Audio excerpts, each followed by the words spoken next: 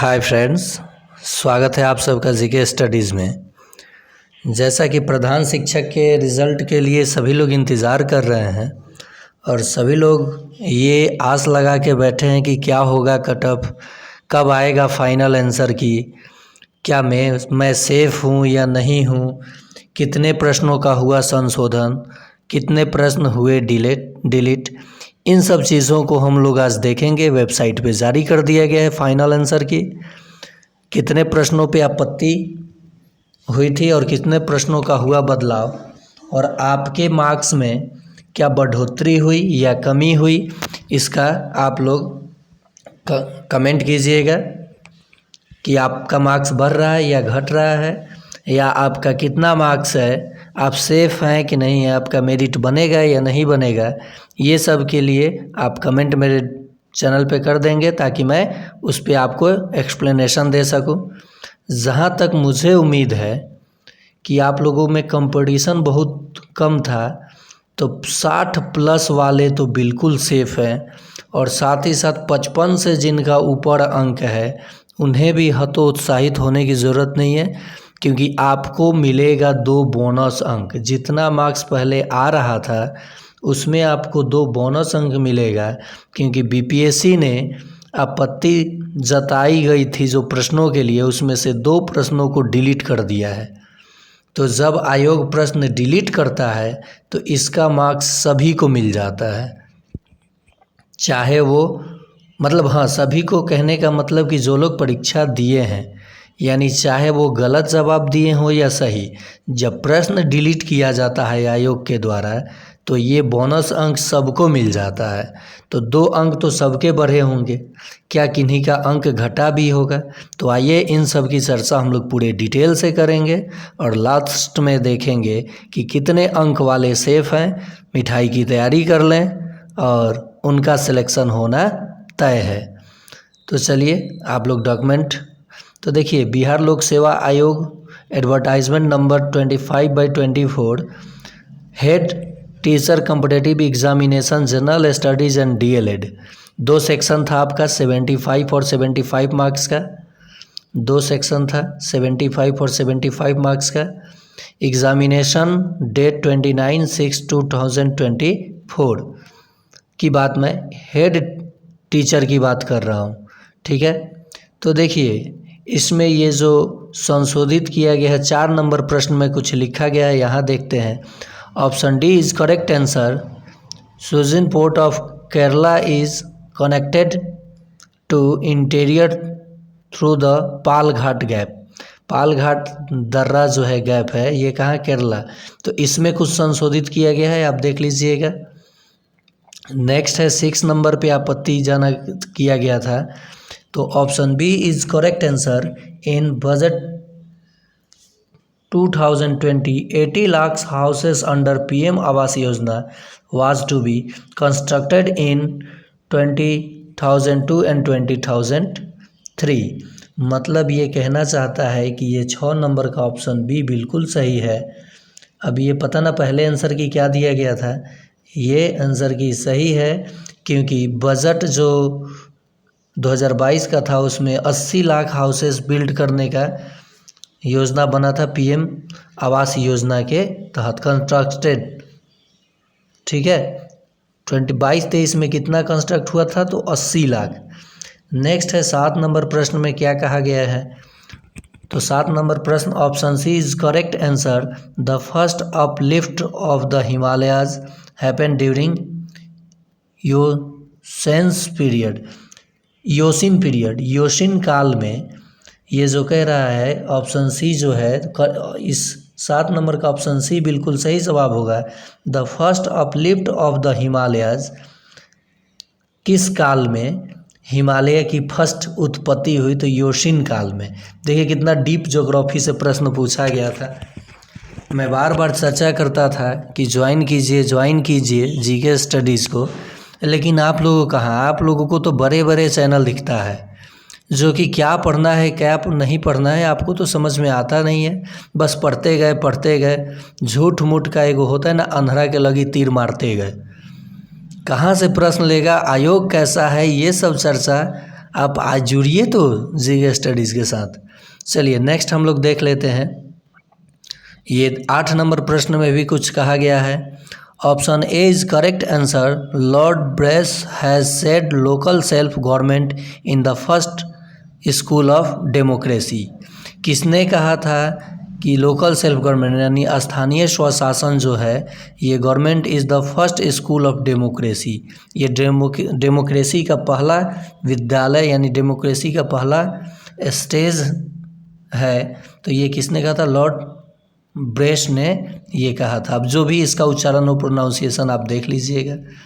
चलिए एक प्रश्न यहाँ दिखा रहा है कि इस पे जो आपत्ति, देखिए आपत्ति ज़ाहिर किया गया था तो आयोग ने क्या क्या किया इसको पूरा यहाँ बगल में डिटेल दे दिया। ये है 14 नंबर प्रश्न जो कि बता रहा है कि 14 का सी करेक्ट ऑप्शन है। Ghanshyam Das Birla was the president of Harijan Sevak Sangh when it was established in 1932 हरिजन सेवक संघ। तो देखिए ये वेबसाइट हरिजन सेवक संघ से, तो इस पे आपत्ति की गई थी। तो option C is correct answer यानी 14 नंबर का सी बिल्कुल सही जवाब है। Ghanshyam Das Birla was the president of Harijan Sevak Sangh. हरिजन सेवक संघ के प्रेसिडेंट कौन थे? तो घनश्याम दास बिरला। चलिए अगला प्रश्न देखते हैं 15 नंबर। 15 का सी करेक्ट आंसर है। Pancreas, stomach and salivary. ये हमको लगता है कि डाइजेस्टिव सिस्टम से प्रश्न पूछा गया था, तो इसका सी। जिस पे आपत्ति है वहीं दिखा रहा है इसमें। यहाँ देखिए एंजाइम यूसी के बारे में ये चर्चा है।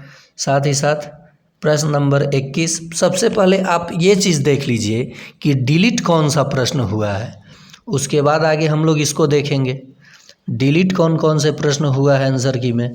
तो देखिए हाँ एक आ गया प्रश्न नंबर 39। यहाँ देखिए प्रश्न नंबर 39 को डिलीट क्यों किया गया है, क्या है कारण? तो यहाँ देखते हैं। द क्वेश्चन इज़ रॉन्ग, सीधे कह रहा है कि प्रश्न गलत था। Because the name of Abul Fazal, ये अबुल फजल का name is wrongly spelled as Abdul Fazal both in English and Hindi. अगर सुनिए देखिए ये आयोग क्या कहना चाहता है, अगर हिंदी में मिस प्रिंट हुआ है तो अगर इंग्लिश नेम सही है तो इंग्लिश को सही माना जाता है, लेकिन अगर दोनों मिस स्पेल्ड हो जाए, मिस स्पेलिंग मिस हो जाए यानी दोनों गलत तरीके से लिखा गया प्रस्तुत किया गया प्रश्न को, तो जो हमारे परीक्षार्थी होते हैं वो कंफ्यूज कर जाते हैं और उसमें दूसरा ऑप्शन होता नहीं है उनके पास, तो वो इस पे चले जाते हैं। तो इस प्रश्न को इसलिए डिलीट कर दिया गया है ताकि ये the question is wrong because the name of Abul Fazal is wrongly spelled as Abdul Fazal. Abul Fazal के जगह अब्दुल फजल किया गया था दोनों लैंग्वेज में, इसलिए इस प्रश्न को डिलीट किया गया है। चलिए अगला कौन सा प्रश्न डिलीट हुआ है हम लोग देख लेते हैं। देखिए कोई भी चीज़ मुश्किल नहीं है, जहाँ चाह वहाँ राह। मैं इसीलिए बार बार बोलता हूँ कि जीके स्टडीज़ से जुड़िए, मैं सारा अनुभव अपना झोंक दूंगा। 7 साल का एक्सपीरियंस टीचिंग का और बीपीएससी टीआरई 1 में सेलेक्टेड हूँ, सीटेट निकाला हूँ, कैसे मैं तैयारी करता हूँ, कैसे चीज़ों को देखता हूँ पढ़ता हूँ, कम मेहनत में ज़्यादा फ़ायदा उठा लेता हूँ, कम मेहनत में ज़्यादा फ़ायदा।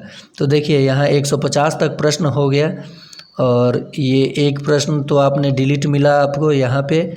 हाँ देखिए 90 नंबर प्रश्न ये भी डिलीट किया गया है। तो यही डिलीट प्रश्न का अंक सबको मिल जाता है।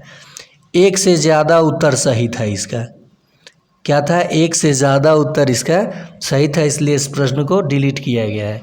जबकि बीपीएससी अगर टीआरई होता है तो उसमें तो ऑप्शन रहता है 1 से अधिक। आप में पता ना था कि नहीं था ऑप्शन, तो जब नहीं था तो 1 से ज़्यादा उत्तर था, इसलिए इस प्रश्न को क्या किया गया है? डिलीट किया गया है।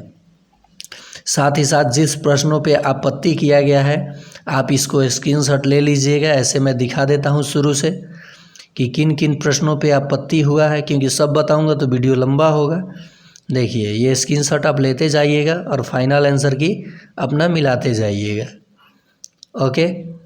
और मैं अंत में बताऊंगा कि कितने अंक वाले सेफ हैं और आप लोगों से रिक्वेस्ट है कि ये आंसर की मिलाने के बाद आप लोग बताएंगे कि आपका कितना मार्क्स आ रहा है, तो मैं इधर से बताऊंगा कि आप सेफ हैं या आपका मेरिट बनेगा या नहीं बनेगा। इन सब चीज़ों पे मैं चर्चा कर दूंगा। ये सब आप देख लीजिए, ये देखिए, ये सारे 109 प्रश्न हो गया। जिस प्रश्न पे आपत्ति हुआ था, हाँ कुछ लोगों का अंक घटा भी होगा, तो किनका किनका घटा है वो भी कमेंट करेंगे। और अंत में हम लोग बात कर लेते हैं कि क्या होगा कट ऑफ, क्या होगा फाइनल आंसर की के बाद कट ऑफ। तो बहुत लोग, अब जो लोग 70-80 अंक बता रहे थे, अब वो कहेंगे कि आयोग ने मेरा आंसर गलत कर दिया और मेरा 65-70 के बीच आ रहा है। इतना तक जाने के लिए तो काफ़ी पसीना छूटा था। मैंने बहुत सारे शिक्षकों से बात किया तो वो लोग बताते थे कि प्रश्न कैसा था। मैंने भी जब देखा प्रश्न का लेवल तो लगा कि अधिकतम यानी 80 से 85 वाले तो बिल्कुल मिठाई बांट दें, क्योंकि उनको सेलेक्ट होने से कोई नहीं रोक सकता है। अपना डॉक्यूमेंट रेडी कर लें। साथ ही साथ बात रहा कि क्या 50+ वाले भी, 50+ वाले का भी सिलेक्शन होगा, क्या 60+ वाले का सिलेक्शन होगा। तो मैं बताना चाहूँगा कि ऐसे कट ऑफ जो था कि कट ऑफ क्लियर करना है, तो कट ऑफ जो लोग क्लियर नहीं किए हैं वो तो बिल्कुल बाहर हैं, वो तो अपने बारे में सोचे भी ना। क्योंकि बहुत सारे यूट्यूबर आपको बताएंगे कि कट ऑफ से भी कम पे होगा सिलेक्शन, जो कि बिल्कुल गलत बात है। अगर मान लीजिए मैं 100 नंबर में आपका पासिंग मार्क्स रख दिया 40 marks, passing marks, cut off का तो छोड़ दीजिए, और आपका आया 39 नंबर यानी 39 मार्क्स, तो आप तो ऐसे ही बाहर हो जाइएगा। तो 40 पासिंग रखा हूँ तो 40+ वाले ना ही लड़ाई में रहेंगे। अब सीट है 50 गो और 40+ कट ऑफ है, 40 कट ऑफ है, और आया है 70+50 लोगों का। 100 लोगों में 100 अंक में मान लीजिए सीट है आपके पास, ये 50 लोग हो गए 70+ वाले, और सीट है आपके पास कितना, 85। एक बात कह रहा हूँ समझाने के लिए, आपका मार्क्स है 60 और ये 50 माने 100 लोगों ने एग्ज़ाम दिया 50 सीट के लिए, और कट ऑफ रखा गया 40+100 अंक में, और 70+ ला दिए 50 लोग, तो निश्चित है कि 50 लोग बाहर जाएंगे, चाहे उनका मार्क्स 68 हो, चाहे उनका मार्क्स 65 हो। तो मैं चर्चा यहाँ ये नहीं कर रहा हूँ कि कौन बाहर होंगे कौन अंदर होंगे। जितने भी लोगों का 55+ मार्क्स आ रहा है फाइनल आंसर की के बाद, उनको हतोत्साहित होने की ज़रूरत नहीं है, उनको रिज़ल्ट का वेट करना है। किसका? रिज़ल्ट का वेट करना है, देखना है। और 60+ वाले अभी सेफ जोन में हैं। तो कितना मार्क्स आया आपका फाइनल आंसर की के बाद, कितना घटा, क्या हुआ आपके साथ परीक्षा में, क्या आपने मिस्टेक किया, ये सब कमेंट कीजिए। अगर अधिक जानकारी लेनी हो तो आप मेरे व्हाट्सअप नंबर 9939594899 पे कमेंट कर सकते हैं। और साथ ही साथ ये मैं कमेंट का रिप्लाई जब देखूंगा तो कर दूंगा, और आगे भी इसका एक वीडियो बना दूंगा। तो आज के लिए इतना ही।